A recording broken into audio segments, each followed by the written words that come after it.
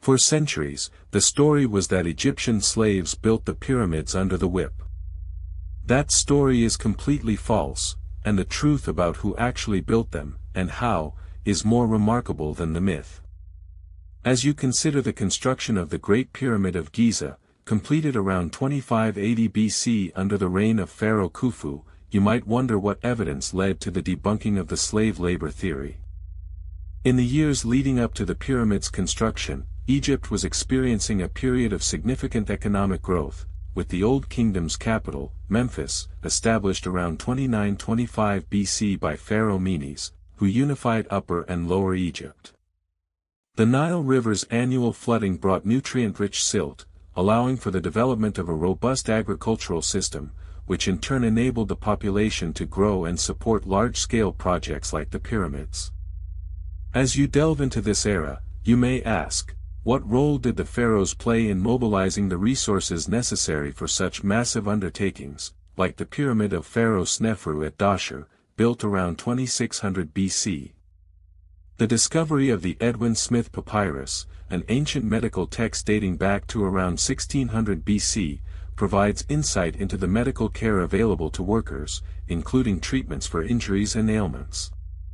The archaeological evidence from the 1990s onward, particularly the findings of Dr. Mark Lehner and his team at the Giza Plateau, definitively proves that the pyramids were built by paid Egyptian laborers who received medical care, had their own village, known as Hayt el-Ghurab, and drank beer daily as part of their wages, with each worker receiving around 3.7 liters of beer per day.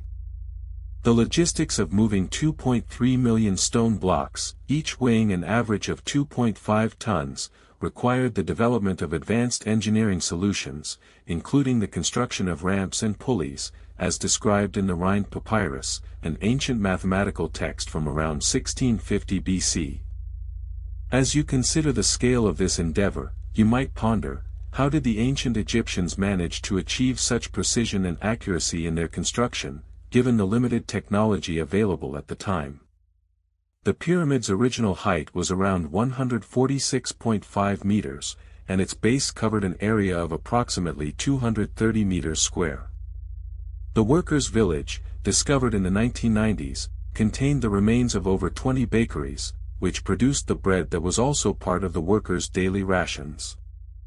The discovery of the tombs of these workers, located near the pyramids, including the tomb of the overseer, Merer, who supervised the construction of the Great Pyramid, reveals that they were honored with burial near the pyramids, a privilege typically reserved for high-ranking officials.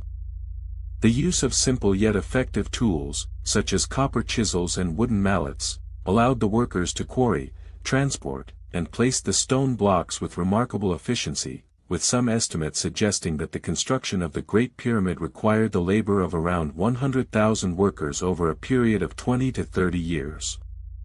The aftermath of the pyramid's construction saw a significant shift in the way historians and archaeologists understood ancient Egyptian society, with the discovery of the workers' village and the evidence of their relatively good working conditions challenging the long-held notion of slave labor.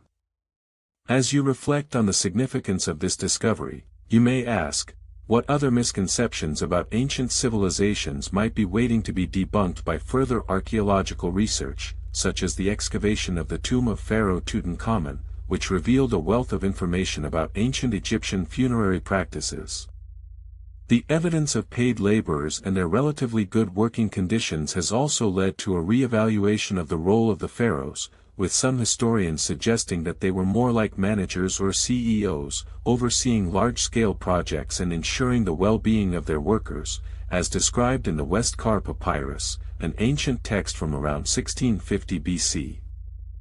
As you consider the remarkable story of the pyramid's construction, you are left with a profound appreciation for the ingenuity and skill of the ancient Egyptians, and the question, what can we learn from their approach to large-scale projects and their treatment of workers, remains a relevant one, as we continue to grapple with issues of labor rights and social justice in our own time, much like the ancient Egyptians did during the reign of Pharaoh Ramses II, who ruled from 1279 to 1213 BC and